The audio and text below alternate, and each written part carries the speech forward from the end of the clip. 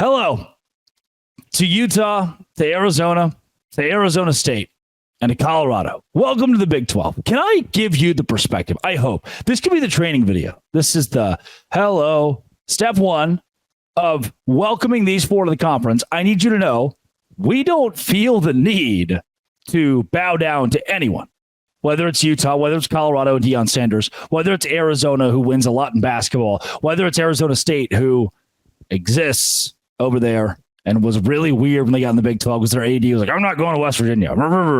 Like, okay, we're going to fire you. And they fired him. This conference has been through hell and back in the last 4 years. This conference was the same conference that I can vividly remember the day that it happened, the day that it was reported that Texas and Oklahoma were leaving, that everybody and their mother said, that's it. It's over. It's done. Let's hope that the Big 12 conference can stay alive. Or let's hope that your respective team, whether that's Texas Tech or TCU, would go to the Pac-12. People were talking about Oklahoma State. Oh, they're going to go to the Pac-12. Oklahoma State to the SEC. Brother, just don't. Can I speak on behalf of the whole conference? Can I speak on behalf of the 8 that are still here? Six schools were Big 12 schools 15 years ago. Everything's changed. I remember Nebraska.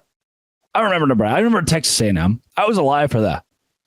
Can I tell you the stuff that we have been through, buddy? You are walking into, I get it. You're coming from the Pac-12 that fell apart, and that's awkward and bad, and you might not want to be here. If you're a Utah fan, you might not want to be here. But I need you to know, off the open, with welcome you to the Big 12. Trauma is there.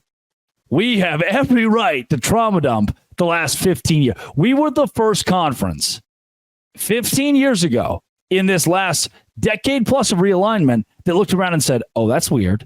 Missouri just left. Colorado just left. A&M, Nebraska. Those are big brands.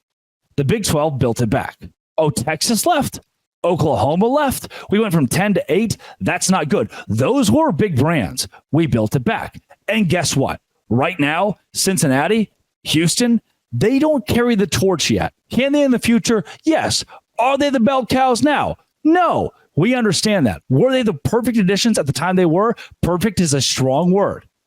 But now, with those 4 schools in the Pac-12, your commissioner, former commissioner, George Kliavkov, getting to the podium and saying that we haven't decided if we're shopping there yet, is the perfect example of what you came from and where you're entering, where you've gone from the clown show that was into the business-like professional Big 12 that Brett Ullmark runs.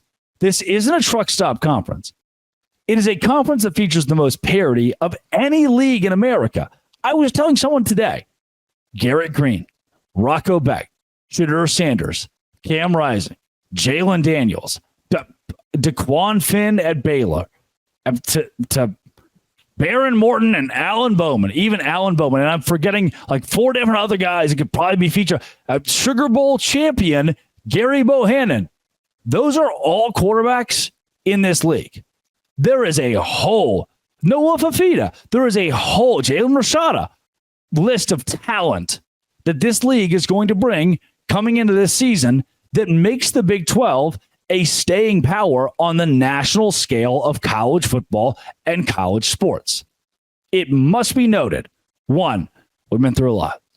2, we don't really need you.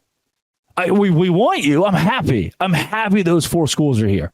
Maybe West Virginia's now. Now West Virginia has 4 teams across the country in that little mountain zone thing that they've got to go play. But it gives me chills to think about what that does to this league. Adding you guys gives me chills. However, we don't need you. I don't want this to be a, Utah fans, we're so reluctant. We got to go to the Big 12 because the Pac-12 is dead. No, this is not that kind of conference.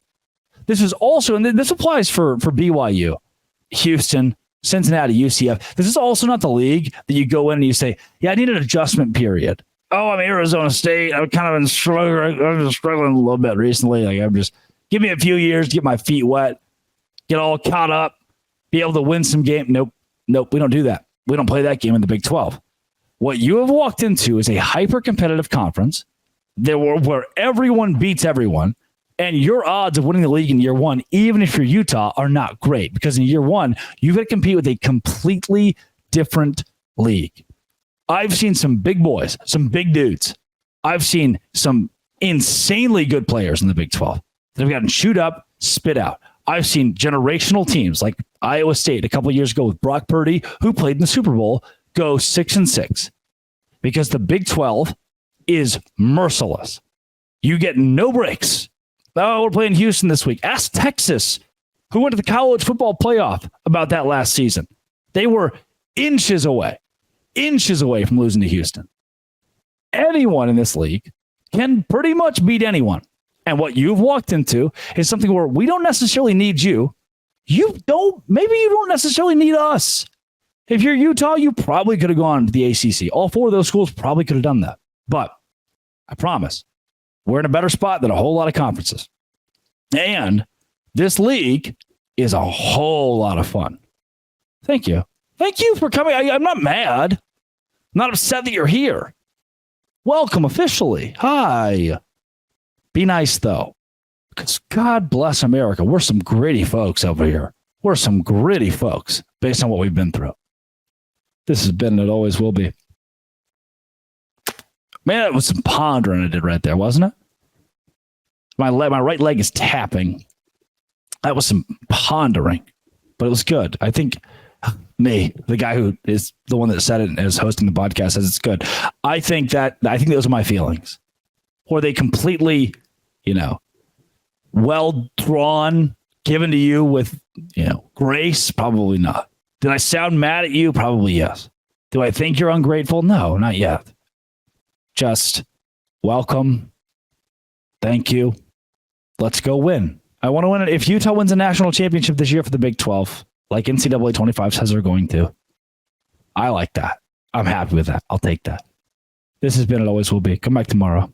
Locked on. Hit subscribe so I can keep my job. Thanks for making it your first listen every single day. Dos grande. Today's show, it's brought to you by FanDuel. FanDuel is where I go when my rent is due. I say, FanDuel, please. I'm going to go to FanDuel, and I'm going to put a parlay together that says this guy hits a home run, this guy gets 5 strikeouts, the Baltimore Orioles are going to win. And then FanDuel says, sure, build that parlay. Let's see if it hits. And then when it does, I win money. I love sports. I love them so much. I never want them to stop. But I also kind of feel like right now they've stopped. Now, all I'm watching is the Savannah Bananas and the Party Animals on ESPN. I'm also talking during those games on ESPN. And I need like a supplement of more sports. All customers, the boost or a bonus right now at FanDuel can get a boost or a bonus at FanDuel. That's right. There's something for everyone every day, all summer long. Make Major League Baseball even better with FanDuel. At FanDuel.com, start making the most of your summer. FanDuel is the official sports betting partner of the MLB. Visit FanDuel.com and do it today.